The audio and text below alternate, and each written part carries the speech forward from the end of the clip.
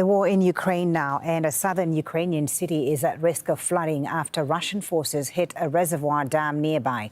Officials say the water level on the river running near the city of Kryvyi Rih rose about 2.5 meters after the missile strike. Some residents have been asked to evacuate their homes. Let's bring in Al Jazeera's Gabriel Elizondo, who's in the Ukrainian capital, Kyiv, for us. Gabe, what more are you hearing about this dam that's been targeted? How significant is this? Well, we're hearing from the mayor of Kryvyi Rih, who's saying that about 100 homes there have been flooded and that partial evacuations are taking place of some of the neighborhoods of Kryvyi Rih. It does not appear to be catastrophic flooding. Nevertheless, it is still causing serious problems because this dam was hit by several Russian missiles late Wednesday evening. Causing this Inhulets River to overflow its banks and immediately start to flood the town of Kryvyi Rih. Emergency crews continue to work in the town to try to mitigate the damage there, but clearly this was a strike that was clearly did cause significant damage to the dam, but crews are also trying to repair that damage as quickly as possible to try to prevent any further infrastructure damage or damage to homes or property in the civilian areas there. Now, Kryvyi Rih is a city of about 600,000 people, and it's about 100 kilometers north of the southern front line of this war right now.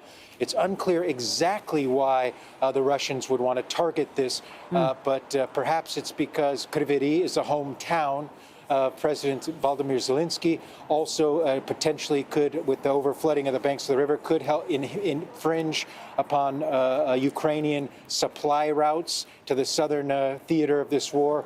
But we do know clearly that this was a clear attack on civilian infrastructure. Right. You're even hearing from the British ambassador to Ukraine that just tweeted a few minutes ago that this was a clear attack on civilian infrastructure. So it would seem that the Russians, Gabe, are targeting Ukrainian infrastructure in response to the Ukrainian counteroffensive. What's the latest on that counteroffensive? What's been happening on the battlefield? On the southern offensive, the Ukrainians continue their methodical counteroffensive in the far south, in the Kherson region. They are getting a lot of resistance from Russians. It is not a fast or direct counteroffensive like what we saw in the northeast in Kharkiv.